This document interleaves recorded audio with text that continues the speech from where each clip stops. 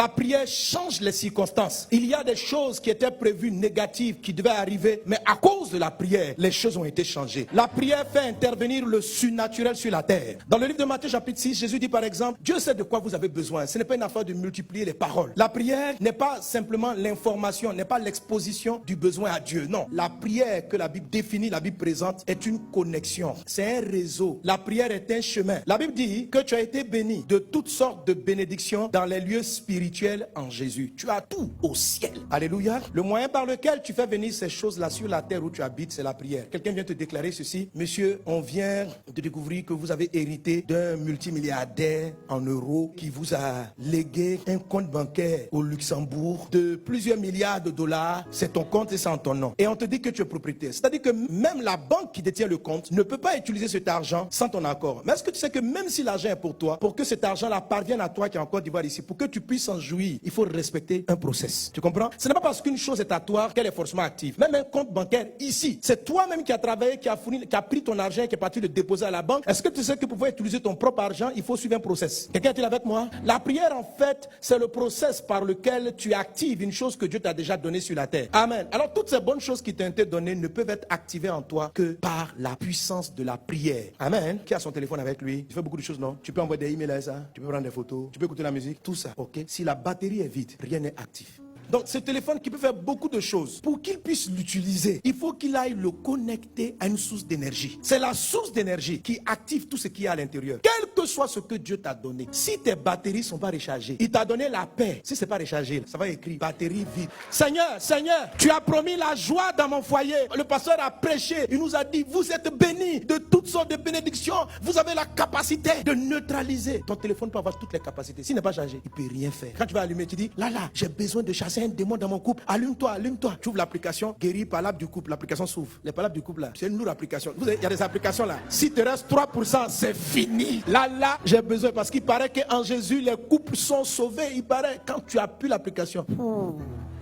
Est-ce qu'on est ensemble? Quel que soit ce que Dieu a dit, si tu ne prends pas le temps de te brancher à Dieu, de charger la batterie, tu ne peux pas utiliser ça. Tu ressembles à quelqu'un qui n'a pas de téléphone, tu ressembles à quelqu'un qui n'a pas un moyen d'aller sur Internet. Tu es égal à une personne qui n'a pas les applis que tu as. Il n'y a pas de différence entre toi et puis quelqu'un qui ne connaît pas Dieu. Tu n'es pas chargé parce que chaque journée ne se ressemble pas. Il y a des journées où tu vas recevoir beaucoup de coups de fil, il y a des journées où tu en recevras moins. Quelquefois avec 20%, tu peux finir ta journée. Est-ce que tu connais les sollicitations de la journée? Est-ce que tu sais les tentations auxquelles tu seras confronté? Donc la meilleure façon de faire, c'est de charger 100%. Et puis même si tu es prudent, tu vas avoir à côté un chargeur. Le chargeur, c'est ce qu'on appelle la prière sans cesse. Il y a déjà même leur téléphone là. C'est branché en même temps à leur batterie supplémentaire. Puis il marche avec ça. On est prêt. Quelle que soit la journée, on est prêt. Alléluia, Dieu voisin, prie. Est-ce qu'on est ensemble? La prière est simple. Notre monde aujourd'hui nous permet de comprendre ce que c'est que la prière. La prière, c'est aussi le réseau de connexion par lequel Dieu télécharge les choses qui ne sont pas encore en toi. Il y a des combats, Dieu même sait que tu n'es pas encore prêt. Et il se dit, ah mon fils, là, au départ, je t'ai donné ton téléphone sans cette application. Il faut que je fasse une mise à jour. Il y a un nouveau virus qui est arrivé sur la terre. Il faut une mise à jour de ton antivirus. Tu dois te connecter pour aller retrouver, reprendre. Parce que le système n'est pas chez toi. Le système est chez le fabricant. Et Dieu est le créateur de toutes choses. Un homme qui prie permet à Dieu de lui mettre les choses à jour, de remplir sa vie, de télécharger. Et vous savez, il y a des défis auxquels vous êtes confrontés, qui ont beaucoup de données, qui sont lourds. Si vous voulez télécharger un film haute définition, que vous avez une connexion Edge 2G, frère, tu dis, oh Dieu, envoie. Il télécharge comme ça.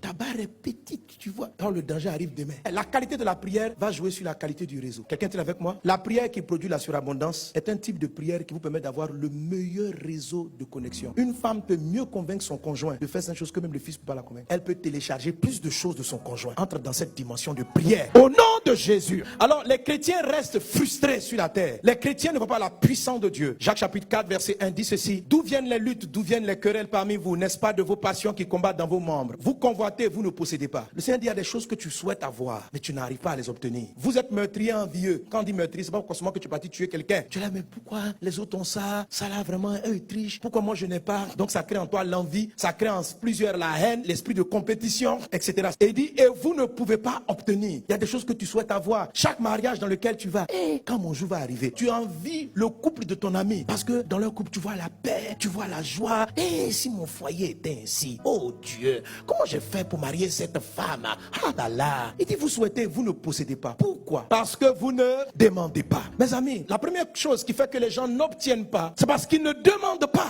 Trop de gens ne prient plus. Vous avez donné votre vie à Jésus, mais vous ne priez pas. Tu pries combien de fois? Comment tu pries? Je me suis posé la question, mais Seigneur, pourquoi c'est un chrétien, malgré tout ce que tu dis, ne prie pas? Il dit, les gens ne prient pas parce qu'ils ne croient pas dans la prière. Ils n'ont pas l'impression que la prière change quelque chose. Qu'en fait, ce que Dieu veut, il finit par toujours le faire. Donc, si Dieu ne veut pas que tu aies cette chose, il va te donner. Il faut prier ou il ne veut pas te donner. Et d'ailleurs, même si tu ne pries pas même là, qui veut que tu aies là, tu vas avoir quand même. Dis à un voisin, ce n'est pas vrai. C'est pour ça que beaucoup de personnes ne prient pas. Parce qu'ils se demandent à quoi ça sert de prier. Tu pries pour avoir du travail. Tu pries, tu jeûnes, tu fais des offrandes. Le jour où tu trouves le travail, on t'a embauché. On embauche 10 païens à côté. Ils n'ont même pas prié. Et parmi eux, il y a des sorciers. Toi, tu te dis, mais moi, j'ai fait 30 jours de jeûne. Et puis Dieu a ouvert la porte pour ce travail. Lui là, il n'a même pas prié une fois. Il arrive, nous tous, on a déposé nos dossiers. Et puis on le prend.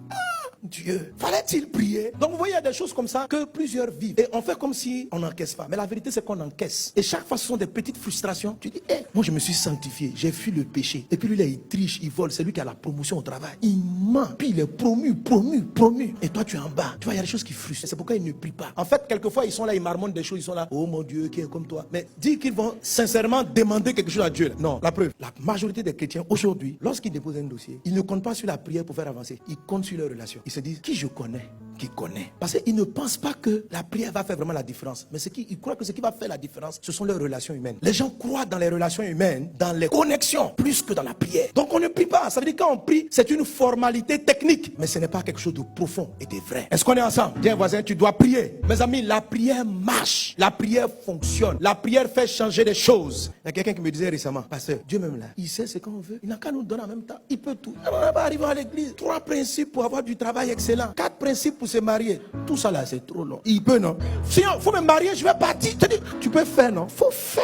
Est-ce qu'il y a des gens qui prient comme ça? Ça, ce n'est pas une prière, c'est une plainte. Il y a beaucoup de gens qui sont rentrés en mode désabusé, découragé. Et tout ce qu'ils se mettent vers le ciel, c'est que si je n'ai pas rétrogradé, je suis là, quoi. Mais ton jour, c'est mon jour. Tu dis de ne pas murmurer, non? Je n'ai pas murmuré, hein. Mais bon, que ta volonté soit. Donc tu veux pas. Je suis là, je ne sais pas comment payer mon loyer, je ne sais pas comment mettre les enfants à l'école, là. C'est ce que tu veux. Je ne sais pas comment demander encore. Donc c'est pourquoi les gens qui ne prient plus, même quand ils sont à genoux, ils ne prient plus. Ils pleurent seulement. Ils ne prient pas. Je dis, tu sais pourquoi la chose n'a pas changé? C'est parce que tu ne pries pas. Tu pleures, tu te plains, mais tu ne pries pas. Tu fais d'autres choses, mais tu ne pries pas. Tu cherches des contacts, mais tu ne pries pas. Tu cherches qui connaît quelqu'un, tu ne pries pas. Tu cherches des relations, tu ne pries pas parce que tu ne crois plus dans la prière. Tu dois restaurer ta vie de prière parce qu'elle est la clé. Tu dois